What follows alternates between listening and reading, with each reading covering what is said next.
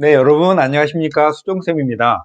오늘도 수시 어디에 써야 돼요? 2부 이런 생각으로 쓰면 안 됩니다. 라는 얘기 몇 말씀 드릴까 합니다. 수시 6장하고 여러분은 정시 3장까지 해서 기본적으로 9장의 원서를 쓸 수 있는데요. 정시 같은 경우에는 수능 시험의 성적을 가지고 보니까 실제로는 수능 시험 날이 되면 거의 모든 게 결정됐다고 보는 거고, 수시 6장은 여러분이 수시 한 장 한 장 쓸 때마다 새로운 전형이 열리니까 따로따로의 기회가 될 수 있잖아요.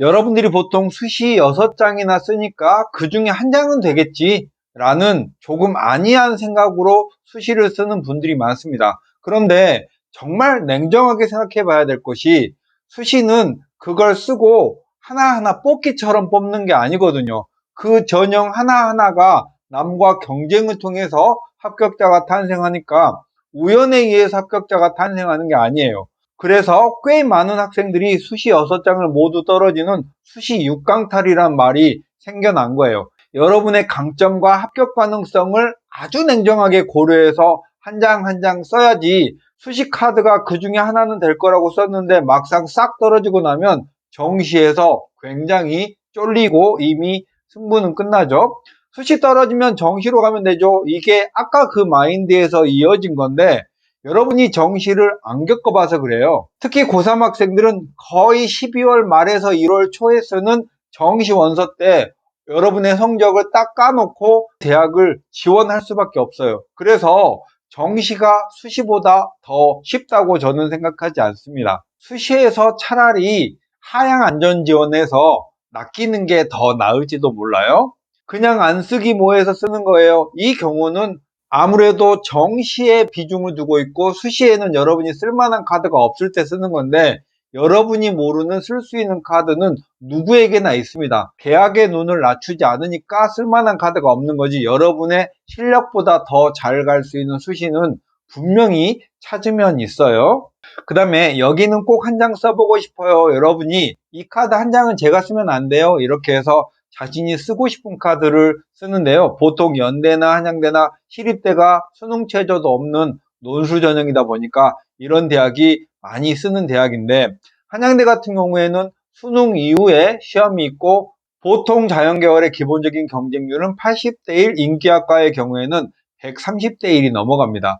여러분이 실제로 이렇게 원서를 쓰고 수능 이후에 한양대 시험을 보러 갔다고 생각을 해봐요. 여러분이 만약에 논술 준비를 충분히 했다면 가는 날 기대가 될 텐데, 논술 준비를 안 했거나 한양대보다 턱없이 모자라는 실력을 가진 학생이라면 시험 보러 갈 즈음이 되면 실제로는 그렇게 가고 싶은 마음이 없어져요. 그리고 실제로 시험을 보러 갔다고 하더라도 한양대 시험 90분 동안에 충분하게 답안을 쓰지 못한다면 괴로울 거예요. 그러면 여러분이 워너비 대학의 원서를 쓴 게 나중에는 결국 의욕을 깎아먹는 그런 일이 될 거예요. 그러니까 현실성이 없는 지원은 지원하는 순간에만 기분이 좋지 실제로 전형이 진행될 때는 후회하게 되는 경우가 많습니다. 제가 그렇게 원서 쓴 학생들에게 실제로 시험 보고 나서 어떠니? 라고 물어보면 대부분 후회해요. 그러니까 여러분, 수시에서 기회를 잡고 최소한 딱 여러분은 어차피 대학 한 곳만 갈 거니까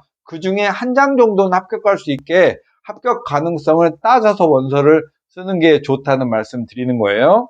자, 그리고 나면 여러분이 나머지 디테일한 고민들이 있을 거예요. 제가 지금 말씀드리는 건 특정한 학생의 상황에 맞는 조언을 드리는 게 아니라 일반적인 얘기를 드리는 거고, 여러분 개개인의 특정한 상황에 맞는 조언은 컨설팅이라고 해서 어딘가에 가서 이제 해야겠죠? 수능 전에 면접이나 논술을 써도 돼요. 이 말은 여러분이 수시의 어떤 전형이나 대학이나 수능 전후를 따질 때 기본적인 원칙이요. 수능 전에 면접이 있거나 논술이 있거나 전형의 절차가 복잡하고 내가 준비하는데 불편할수록 여러분의 경쟁자들도 선택을 회피하는 경향이 있어요. 그러니까 이건 완벽하게 군중심리가 작용하는 건데, 수능 전에 면접이나 논술도 여러분이 합격 가능성이 있다, 충분하게 객관적으로 합격 가능성이 있다고 생각하면 쓰는 게 오히려 경쟁자를 떨칠 수 있어서 좋다는 거예요.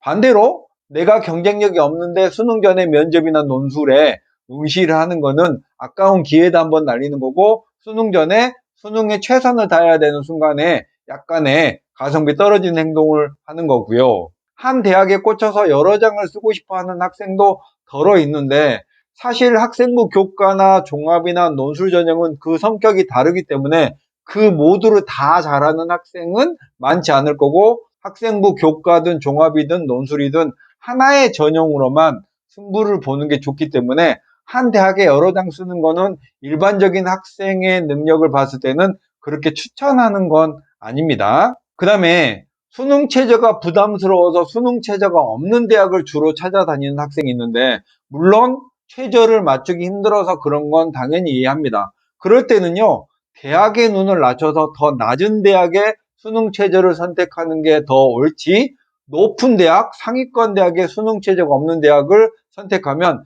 경쟁만 엄청 빡세지. 그러니까 결국 여러분은 대학의 눈을 낮추면서 수능 최저가 있는, 내가 충족할 수 있는 수능 최저를 가진 그런 대학이나 전형을 선택하는 게 훨씬 더 경쟁자를 떨굴 수 있는 좋은 방법이랍니다. 그래서 면접 없는 그런 학생부 종합전형에 면접이 있는 전형보다 더 학생들이 많이 몰려요. 왜냐면 면접이라는 절차가 그냥 거북스럽잖아요. 남 앞에 가서 질문하는 거 대답하고 이런 게 거북스럽기 때문에 면접이 없는 전형이 경쟁률이 더 훨씬 높습니다. 그러니까 오히려 면접이라는 게 사실 별건 없어요. 면접에 가서 당당하게 여러분의 의견을 피력하면 더 경쟁자들이 적은 상태에서 합격 확률을 높일 수도 있기 때문에, 여러분이 수시에 어떤 전형을 선택할 때 수능 이후에 충분한 준비 시간이 있고 면접이 없고 내가 준비하기 좋고 이렇게 나에게 편한 전형은 남에게도 편하니까 경쟁률이 무조건 올라간다는 사실을 여러분이